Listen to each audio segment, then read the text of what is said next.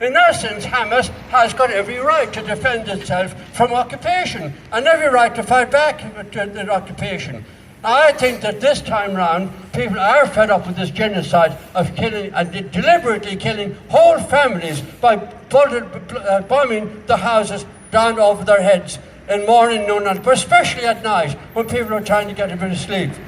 And now they've killed in the region of 15,000, I think. Most of those are young children and women. Non-combatants, very clear non-combatants. They've bombed hospitals, killed children in hospitals, killed doctors in hospitals.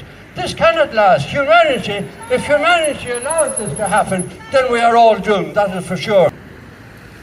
Because Otevli said there is no such thing as a Palestinian people. And she says that Israel is everything from the river to the sea. Now they complain all the time about us saying Palestine will be free from the river to the sea.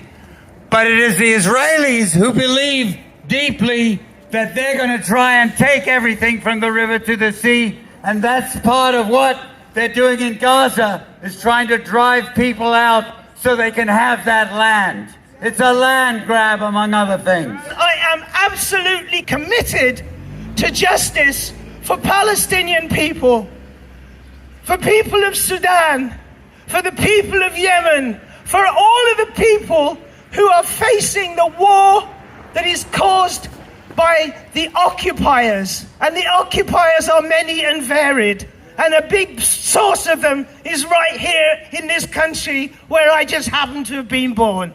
The International Jewish Anti-Zionist Network, who put this picket on every week, and I'm so glad for that, because it is a way to get rid of the rage and the anger that I feel against this person inside there, the murderer, absolutely, the woman with blood on her hands. And we're so often told, you know, that if we get women in high places, we'll get some changes in the world. We don't want these kind of changes, and we don't want these women in power. Calling the ambassador a murderer, saying she has blood on her hands, is going beyond the line of peaceful protest. Said who, mister? And where's Said that? the police.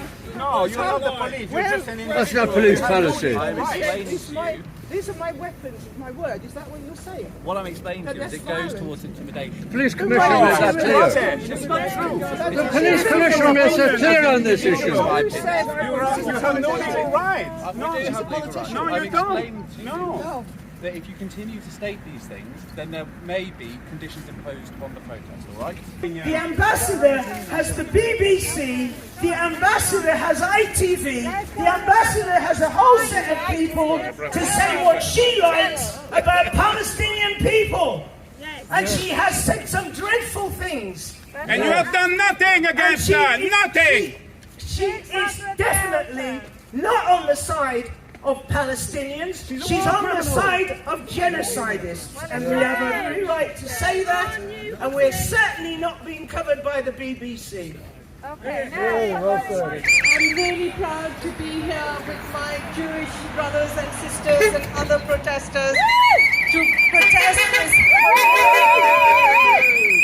absolutely horrific thing that is going on in the Middle East. And we've just seen, with the way in which the police have interceded here, that they've got the establishment behind them. There is the entire establishment from across the world, whether it is in Britain or whether it's in the US. They are all in support of this fascist state, which is committing genocide against actually a helpless people. Ceasefire now! Ceasefire now! This problem is one of settler colonialism, just like South Africa was a problem of settler colonialism. And as one of the previous speakers, Christel, said, there are many, many of them.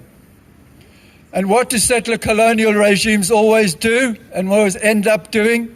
They continue the grand plan, and that is the land grab, the ethnic cleansing, and ultimately the genocide. And what the attack on October 7th has done is that it simply accelerated the process that has been going on for the last 75 years, to an acute stage now where it's just open genocide against the people of Gaza and in Palestine. And we know what's been happening in the West Bank. How many people have died in the West Bank? Yeah. 200 I heard last. That was a few days ago. It's probably many more now. Thousands arrested. Thousands arrested, workers arrested from Gaza for doing no more than being in Israel when the war broke out. So the problem is the political regime. It is not Jewish people, no matter how much the Israeli regime wants to make it that. This is not a Jewish Arab problem or a religious problem. It is a political problem. Once more, we see that the imperialists need their proxy in the Middle East. Why? Well, most certainly because of the oil. We all know this. And it is their policeman in the region. So what we have to do is we have to argue against that and point that out. It's not simply, or it's not at all, a religious problem or a Jew versus Arab problem. Today shows the farce of those who say we need a humanitarian pause.